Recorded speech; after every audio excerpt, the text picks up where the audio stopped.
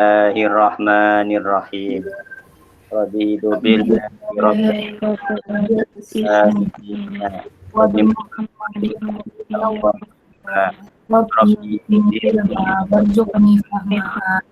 amin.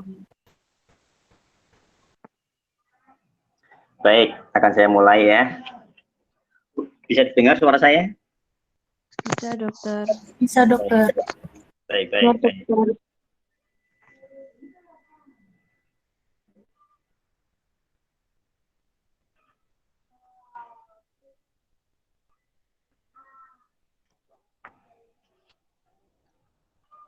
Bentar, PPT-nya kok nggak muncul ini?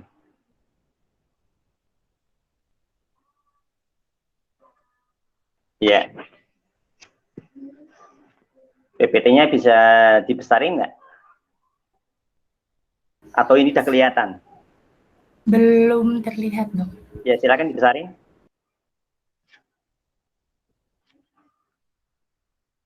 Mas Fahmi.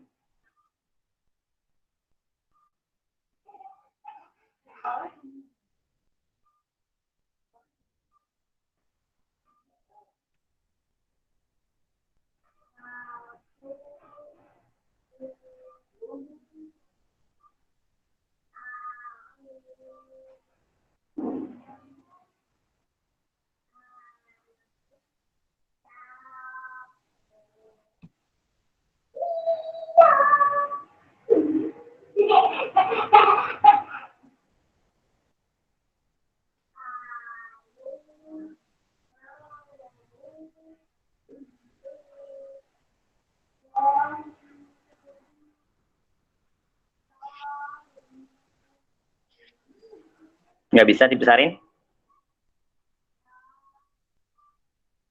Atau kita mulai aja dulu? Dimulai dulu aja, dok. Baik. Ya, bismillahirrahmanirrahim. Di sini saya mendapat amanah atau tugas menyampaikan tentang keluarga berencana dalam pandangan Islam. Ya. Memang keluarga berencana ini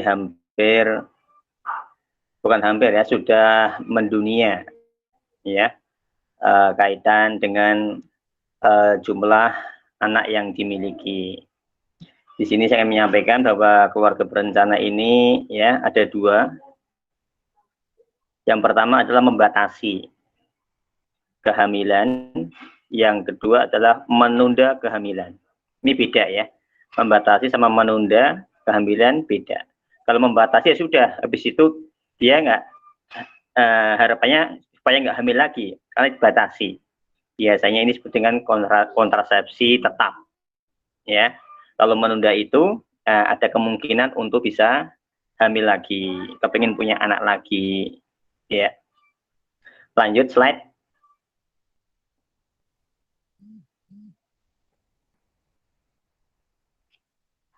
Baik, alat-alat kontrasepsi. Ya, di dalam proses keluarga berencana ini, ya, ada yang alami, ada yang buatan, ya. Kalau yang buatan ini adalah memakai alat-alat, ya. Kalau yang alami itu seperti yang kita tahu, yaitu mengenai memakai kalender, ya, atau mungkin koitus tapi dikeluarkan di luar, atau yang disebut dengan koitus interruptus. Kalau zaman dulu disebut dengan azl, dalam Islam disebut dengan azl. Ya, membatasi kehamilan ini, contohnya membatasi kehamilan ini adalah kontrasepsi tetap berupa vasektomi. Ya, untuk siapa ini? Untuk laki-laki, ya, anatomi ini ya, vasektomi. Ya, vas deferen, vasektomi, ya. Untuk perempuan namanya tubektomi, yaitu tuba falopinya dipotong, ya, vasektomi juga dipotong. Ini namanya kontrasepsi tetap. Ini dinamakan dengan membatasi kehamilan. Kalau sudah dipotong-potong gini, ya, harapannya sebenarnya tidak bisa ketemu dengan ovum, maka dibatasi. Bagaimana hukumnya? Ya, hukum aslinya karena merubah ciptaan Allah dan tidak mensyukuri daripada anugerah Allah, maka ini hukumnya haram, ya. Karena padahal punya anak ini malah salah satu bentuk, salah satu kebahagiaan, salah satu hal-hal yang ditunggu-tunggu bagi suami istri untuk memiliki keturunan. Tapi justru malah ini membatasi keturunan, ya. Sampai-sampai ada yang ingin punya keturunan, ya, diiwangi sampai keluar ratusan juta. Tetapi kalau belum dapat ya belum. Tapi malah ini yang dapat malah dibatasi, maka hukumnya haram. Ya. Nah, di sini ada tulisannya kecuali. Ya, bahwa kecuali. Kecuali untuk siapa yang diperbolehkan secara darurat, yaitu keadaan istri yang sakit, ya, yang tidak memungkinkan untuk hamil atau melahirkan lagi, dan jika mengandung atau melahirkan lagi akan membahayakan kesehatan sang istri. Ya, ini diperbolehkan khusus bagi yang memiliki, ya, hal-hal kondisi yang terkecuali, ya, yang diperbolehkan. Kemudian untuk menunda kehamilan, sebelahnya menunda kehamilan, ya. Kalau menunda kehamilan ini, ya, bisa hukumnya mubah, ya, bisa hukumnya wajib, bisa hukumnya haram. Tergantung dia menunda ini karena apa, niatnya karena apa, ya. Menunda ini alatnya untuk wanita, ya, untuk perempuan, apa itu IUD, suntik KB, susuk, ya, secara tradisional dan metode sederhana, ya. Metode sederhana ini seperti kayak kondom wanita. Kemudian yang pria pakai kondom. Yang berikutnya adalah coitus interruptus, ya, azl, ya, azl. Dari Jabir berkata, kami melakukan azl di masa Rasulullah SAW dan Rasul mendengarnya tetapi tidak melarangnya, ya. Coitus interruptus dikeluarkan di luar, ya. Hukum umumnya adalah boleh, umumnya, ya, umumnya boleh, tergantung niatnya, ya. Kalau niatnya takut miskin itu ya nggak boleh. Nanti kan kita bahas berikutnya.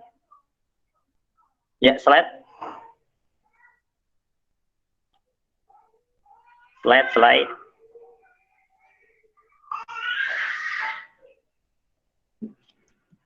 Ya, keluarga berencana.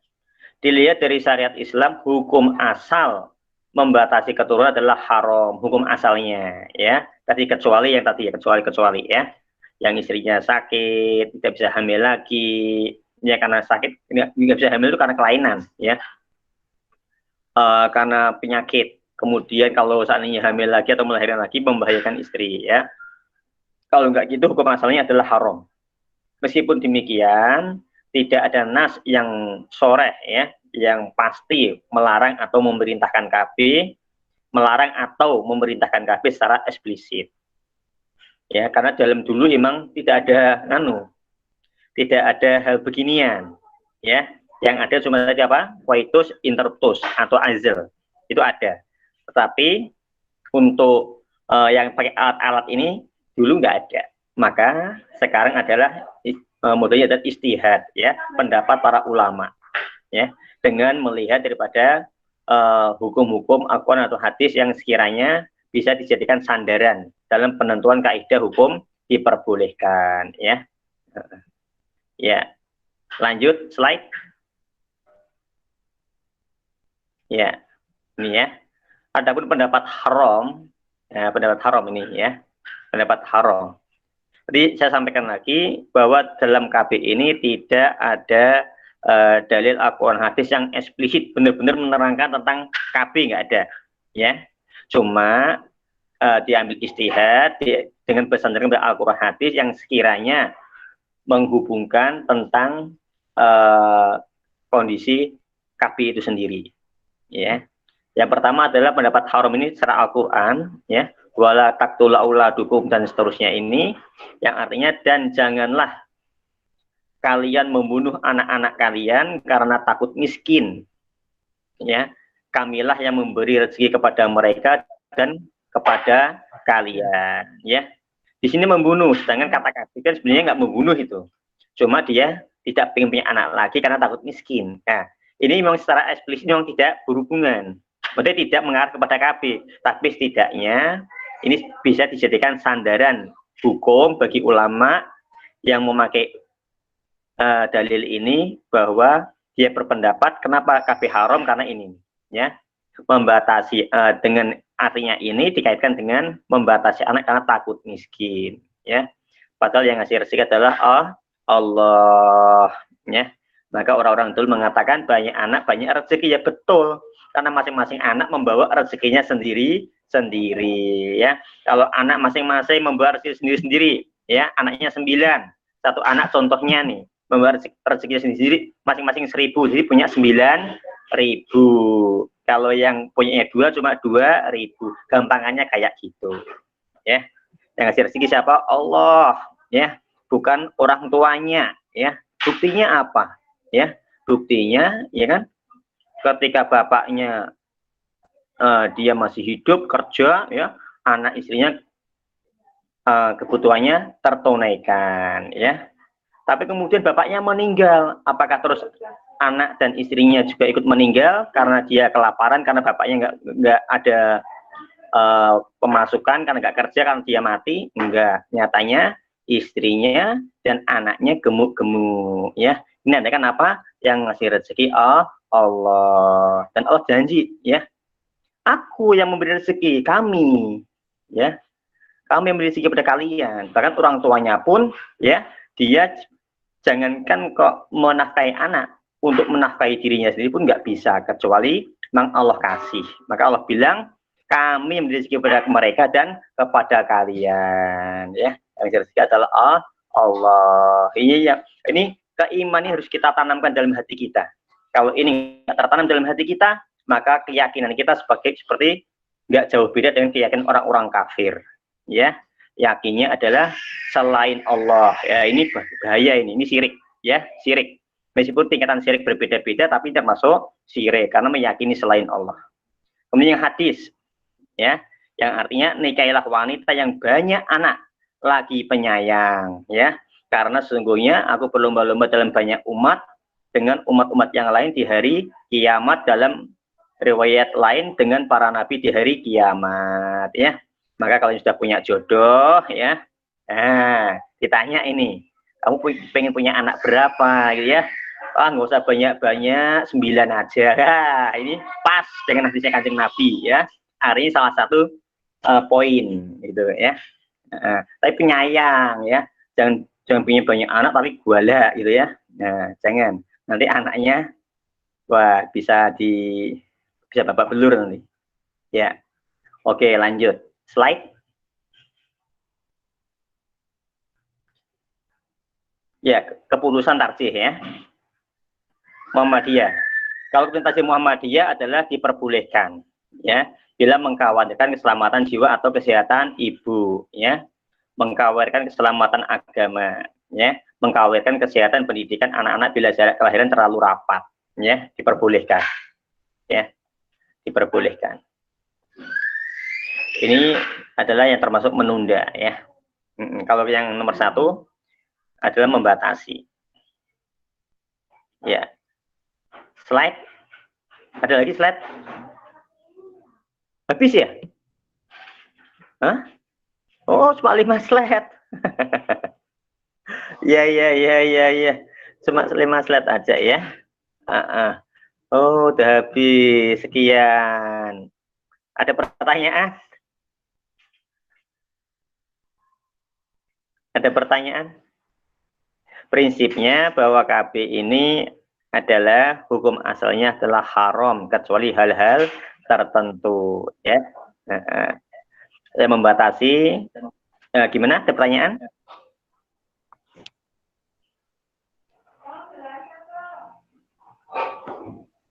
Silahkan kalau ada pertanyaan. Ya, prinsipnya adalah hukum asalnya lah haram kecuali hal-hal tertentu tadi, ya. Kalau keyakinannya adalah takut miskin, itu nggak boleh, haram, ya, haram. Tapi kalau ingin menunda, ya, biar nggak terlalu repot, ya, biar mendidiknya enak, ya, itu diperbolehkan, ya, diperbolehkan. Assalamualaikum dok, mau izin bertanya. Silahkan.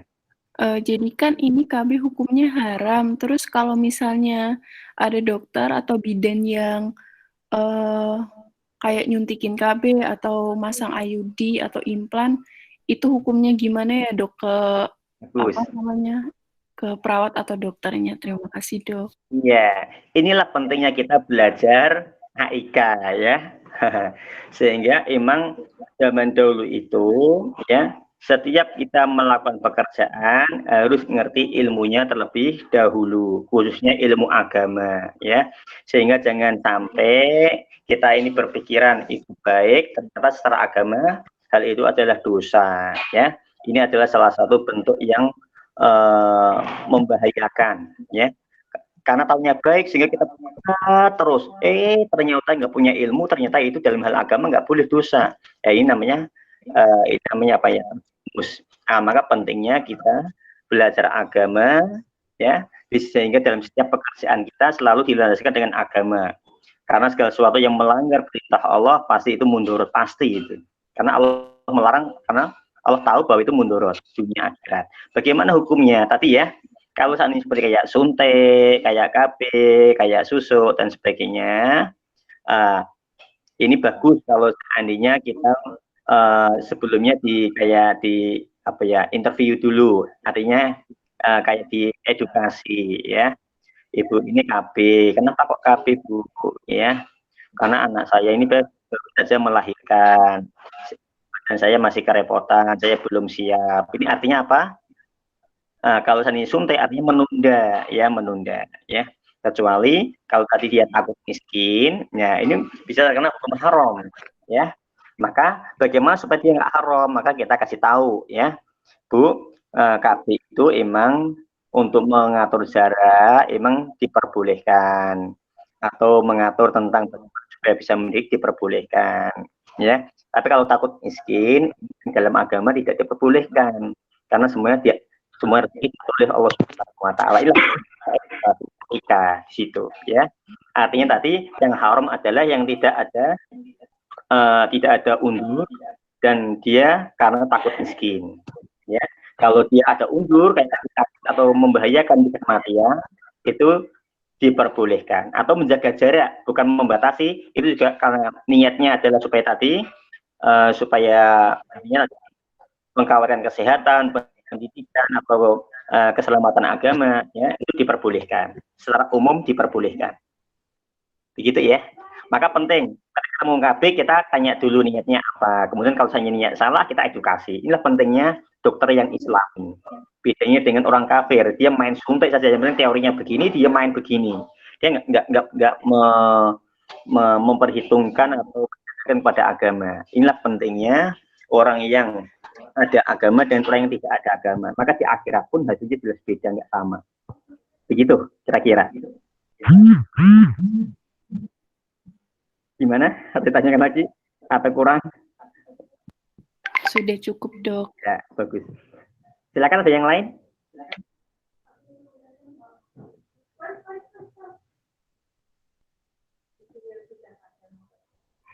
Ada yang lain?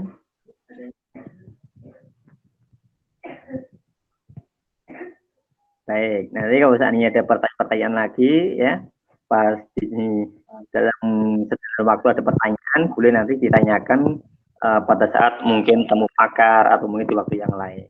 Ya. Dokter, saya izin bertanya. Ya, silakan.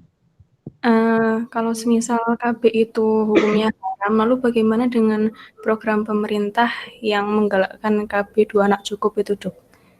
Ya. Itu kan tujuannya untuk membatasi pertumbuhan populasi di Indonesia ini. Ya, tapi balik lagi ya, kita kembali ke prinsipnya. Hukum asalnya haram, kalau tadi apa? Kalau niatnya adalah membatasi dalam arti tidak ada undur.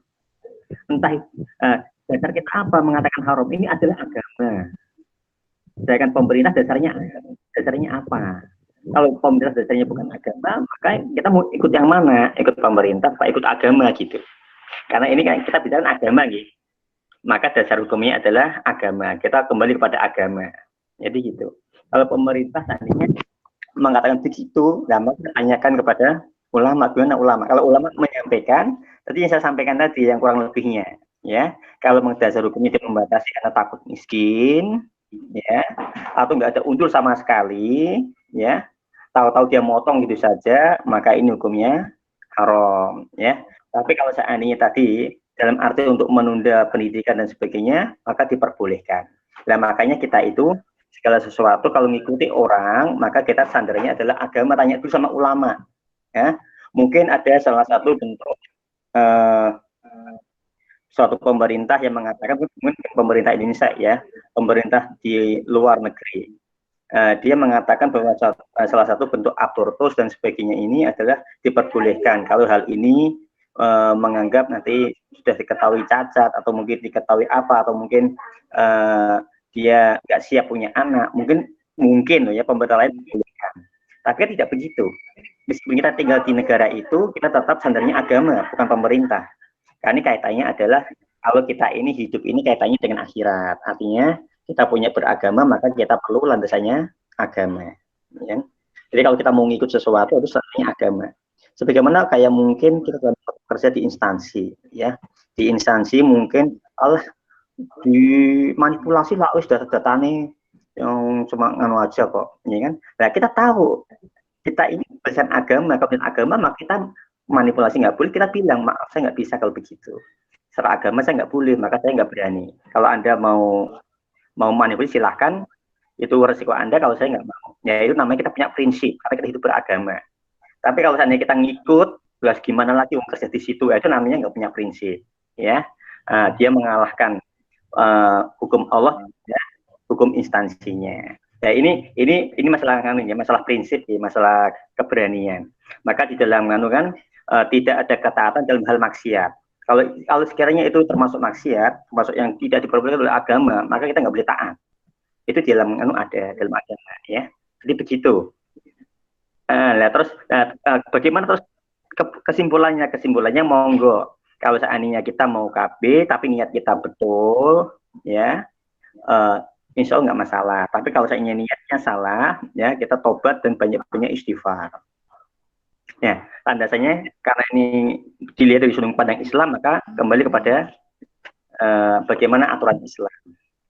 Ya saya kira begitu, Mbak. Ya dok, terima kasih. Iya. Ada yang lain? Dokter izin bertanya. Ya, silakan. Kalau misalnya ada yang sudah terlanjur pasang ya dok ya, kemudian kita berarti harus mengedukasi untuk halal haramnya ya dok ya. Bagaimana dok? Bagaimana caranya yang baik dok? Maksudnya pasang apa? Pasang KB dok. Enggak, kalau sifatnya menunda karena takut mengkawan kesehatan, pendidikan supaya bisa mendidik dengan baik dan baik, itu menurut saya nggak masalah kan, diperbolehkan kan ya. Kecuali terlanjur kontrasepsi tetap, vasektomi atau tubektomi, gitu kan? Sudah terlanjur, ya namanya sudah terlanjur gimana lagi, itu kan? Ya, itu seperti orang yang selap berbuat dosa, terlanjur berzina, terlanjur begini, sudah terlanjur, ya sudah. Salah satunya adalah taubat, istighfar sama Allah SWT selama roh masih belum melewati kerongkongan, kan begitu ya. Iya, artinya tapi edukasi. Ya ini sebenarnya secara agama ya tidak diperbolehkan kalau nggak ada suatu undur. Ya karena ini data lancar ya sudah kita banyak istighfar ya. Karena bagaimanapun juga kita hidup ini ada pertanggungjawaban ya. Yang pertanggungjawabannya di mana? Bukan dengan pemerintah tapi Allah Subhanahu wa taala kan gitu. Karena Allah punya aturan. Jadi yang punya aturan di sini adalah bukan aturan pemerintah aja, tapi yang punya aturan di dunia adalah aturannya Allah Subhanahu wa taala juga gitu. Dan yang paling berperan penting adalah aturannya Allah, karena aturan Allah ini berlaku sampai akhirat, sampai kiamat. Jadi gitu. Gitu ya. Jadi kembali lagi ke prinsip tadi, ya. Ini dia termasuk yang mana? Termasuk yang membatasi. Kalau membatasi termasuk ada yang undur atau nggak ada undur, atau termasuk yang menunda. Kalau menunda niatnya apa? Ya, kalau niatnya untuk kebaikan nggak masalah, tapi kalau niatnya takut miskin dan sebagainya itu nggak boleh. Berdasarkan tadi loh ya, berdasarkan istihadnya ulama tadi yang jangan kamu bukan takut miskin itu. Iya, gitu Mbak. Terima kasih dokter. Iya. Izin bertanya dok. Yang lain? izin bertanya dok. Ya, silakan Mas Zaki. Tadi kan yang nggak dibolehin kan yang menunda, terus yang nggak dibolehin kan yang takut miskin. Iya. Terus yang perbolehkan itu yang menunda. Itu kan kalau yang takut miskin sama aja kayak bedanya apa dok sama menunda gitu? Ya, menunda gini Mas, contoh Mas. Contoh nih. Mas Zaki semangat nih, contoh nih, semangat pengen punya anak terus. Contoh nih ya. Opa punya anak banyak, jadi santri, jadi hafid semua, kan begitu. Tetapi istrinya itu ibaratnya keteteran, sampai demam terus, gara-gara bolak-balik nyebokin, bolak-balik anak ini ASI dan sebagainya. Mas Zaki ngorok aja, tapi istrinya ini contoh nih, kalau pas malam ya. Lah, istrinya pontang-panting, hari demam terus, nggak kuat.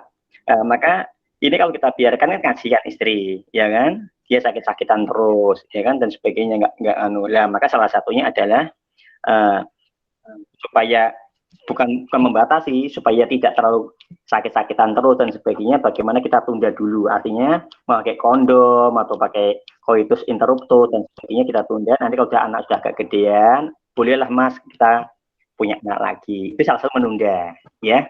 Tapi kalau takut miskin, ya nggak ada apa-apa, pokok saya nggak mau nambah, nanti bisa mau dikasih makan apa, itu yang nggak boleh.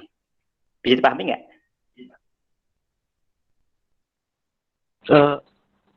Berarti yang takut miskin itu nggak dibolehinnya gara-gara apa dok? Ya kan dia khawatir nggak bisa membiayai. Nanti kalau saya punya anak, makan apa? Wong 2 aja udah repot, masuk punya anak lebih dari 2. Nanti mau makan apa anak saya? Artinya seakan-akan dia punya keyakinan yang memberi makan dia. Padahal Allah bilang, aku yang ngasih rezeki kamu, bukan kamu yang ngasih rezeki itu. Jadi dia seakan-akan seperti kayak Tuhan kecil, seakan-akan yang menghidupi dia, seakan-akan yang menafkahi dia takut. Nah, ini nggak boleh.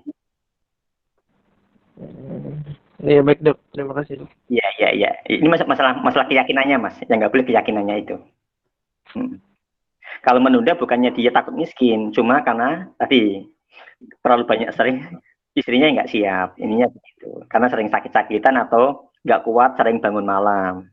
Karena habis baru 1 tahun istirahat, muncul lagi, hamil lagi, akhirnya hamil besar sama nyusui, nyebokin, nah akhirnya nggak siap. Nah ini sebenarnya ditunda dulu, kira-kira anak udah jalan, baru lagi. Itu namanya menunda, itu diperbolehkan, secara umum diperbolehkan. Berarti penundaannya yang diperbolehkan hanya ketika posisinya sakit ya dok? Selain itu tadi nggak sakit atau mungkin dia nggak siap karena dia keteteran atau mungkin secara ekonomi juga kayaknya keteteran banget gitu ya. Ini seandainya hamil lagi dan sebagainya nggak apa-apa sih Mas, cuma kita melihat ekonomi kita kayaknya kalau masih nganu ya, gimana kalau misalnya kita nganu sebentar, ditata dulu, nanti selepas nganu kita anak lagi dan sebagainya gitu.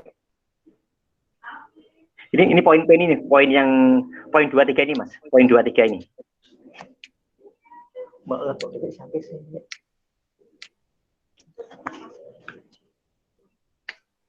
Iya, gitu Mas.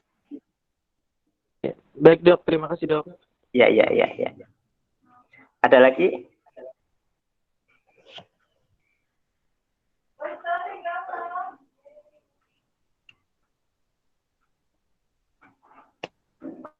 Ya baik, kalau nggak ada nanti kita bisa tidak lanjuti, atau mungkin ini insya Allah ya, ini salah satu pendapat yang saya tahu gitu ya. Andai kata mungkin ada referensi yang lain, khususnya yang lebih ulama yang ibaratnya memang dia berkonsisten di situ dan sebagainya, artinya bahwa apa yang saya sampaikan ini bukan sesuatu yang finish atau berakhir, enggak, masih ada hal-hal yang perlu tanyakan lagi, ditasihkan lagi dan sebagainya ya. Emang namanya hal-hal sesuatu yang sifatnya istihad itu kadang-kadang memang banyak khilaf gitu ya, banyak perbedaan dan sebagainya. Ya tinggal kita mantapnya yang mana. Tapi mantap yang berdasar, jangan mantap yang cocoknya nafsu gitu ya. Ya, cukup.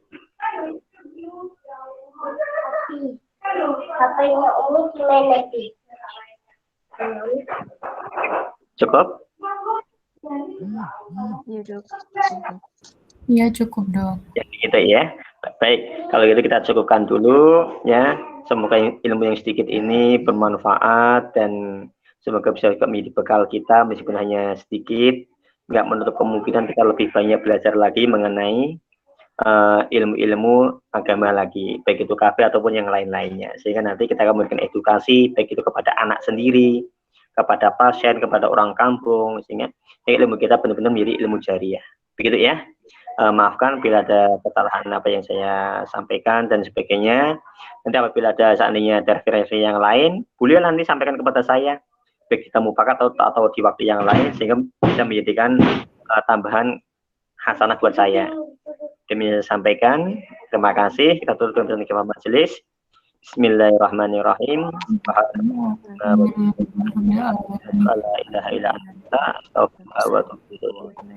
Semuanya, assalamualaikum warahmatullahi wabarakatuh.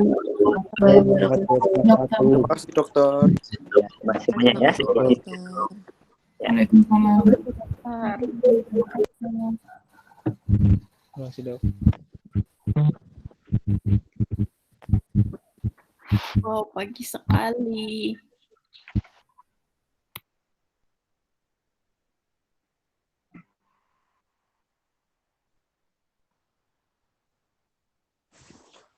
Ar-Rahman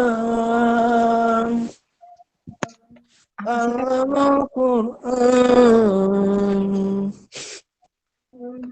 Ya aku di dalam mobil ya. Aku di dalam mobil. Kamu yang beli.